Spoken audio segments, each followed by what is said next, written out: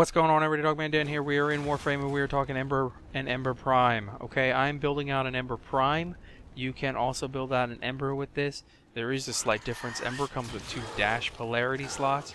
Ember Prime comes with a V and a D dash polarity slot. But the build that I'm setting up, you can utilize those dash polarity slots, and you may still only need 2 Forma to get to this point in the build.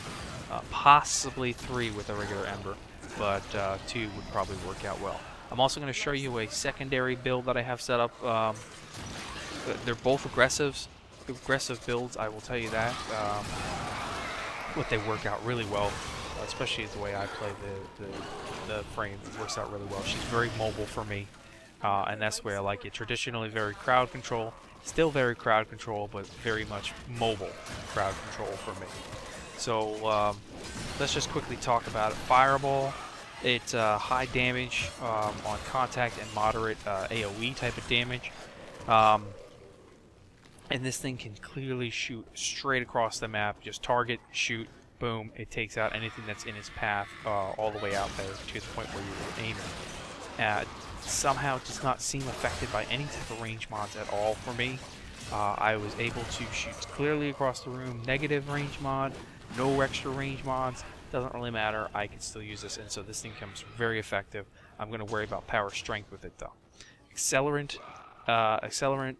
Increases fire damage dealt, okay, in a small radius because it's a circular radius, just a quick spam, and you hit the accelerant before you do any extra additional fire damage. So if you're going to use Fire Blast, use accelerant before Fire Blast, and that'll help increase the damage for Fire Blast. If you're using weapons like Ignis, that is fire, hit the accelerant and then use Ignis on top of it. It's going to give you even more damage from the fire. You know, anything that has a heat type of element on the weapon is going to work out as well with this. Fire Blast, the ground slam with the high radius, and creates a persistent ring of fire, and then of course it deals high damage over time. Great for crowd control, great for defenses. Great for when you get stuck into a rut. Great for when you're trying to revive a fellow player. Very handy. Okay. And then Roll on Fire, of course, high damage over time. Another damage over time. And it just runs around with you. And you all know how that one works. And that one works out really well. But it does have a long casting time. And there are ways to work around that.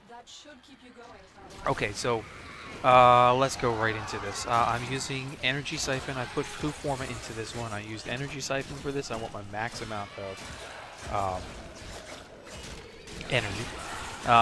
And along with that, what I'm going to do in terms of health and shield is I'm actually going to start off with a quick thinking mod here right into my D polarity slot.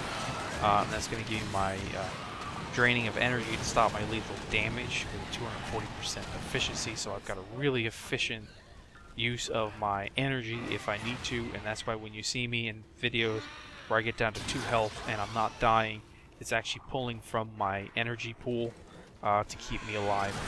So quick thinking works out really well, and of course with quick thinking, the way you put it, rage mod works with it perfectly because it'll convert 40% of that damage dealt on your health back to energy, so it keeps your energy pool up and running, and having the Energy Siphon on there keeps you pretty well set. Also with this, you could use a weapon that has Life Strike on it. Life Strike will help give you back that health if you need that health back. Just simple hit 1 or 2 hits with it, and you're set up to go with health again. So that's how I'm doing this particular build. Then what we're going to do is I'm going to start off using Fleeting Expertise. It's going to give me a plus 60% power efficiency while giving me a negative power duration. And I'm okay with the power duration negative because I can offset that very easily.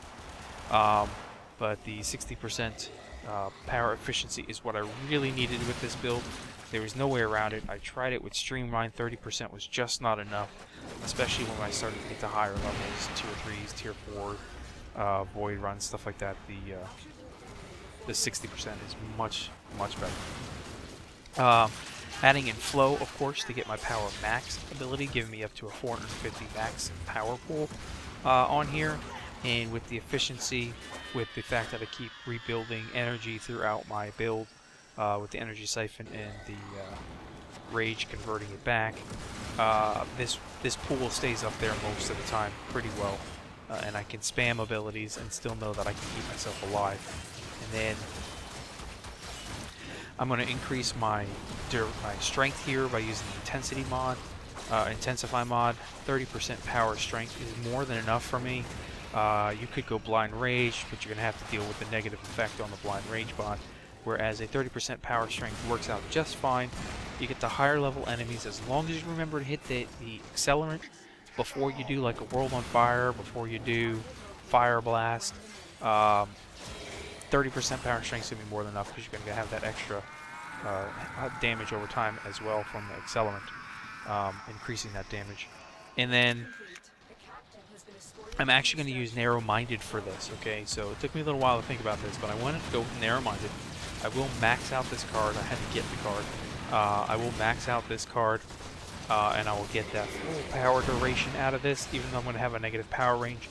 I'm okay with having a negative power range on this. I know it is slightly less effective on a team pace, but even with the negative effect, I've got more than enough of a fire blast to keep a cryopod set up if we're running a defense to protect me when I'm picking up or getting somebody that's fallen.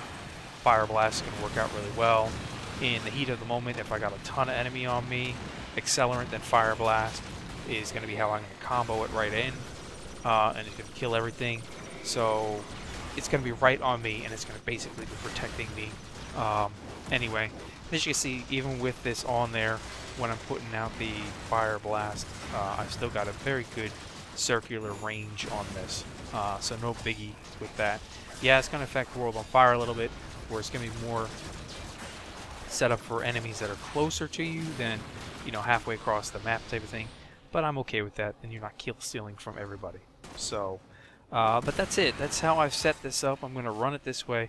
I'm really enjoying it this way. It allows me to utilize all 4 abilities. It took me a little while to get there, but it allows me to utilize all 4 abilities. Here's the build out that I've got, just so you can see it. Again, you could use this with a regular Ember, simply putting Fleeting Expertise and Flow in there to the dash polarity slots that are there, and then working from that point on. Alternatively, you can run a build like this, where we're taking out Rage and Quick Thinking. We're going to put in Vigor, and we're going to add Natural Talent to this, allowing us to cast that World on Fire that much more faster. That much faster.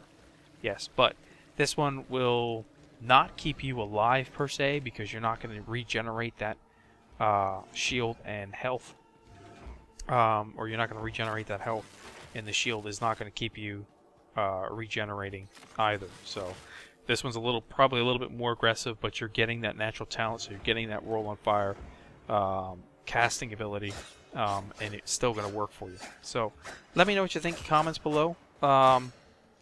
Like this if you did like this. Subscribe if you're not subscribed. Stay tuned for more. I've got plenty more stuff coming. Much appreciated, guys, sticking around, and we will see you soon.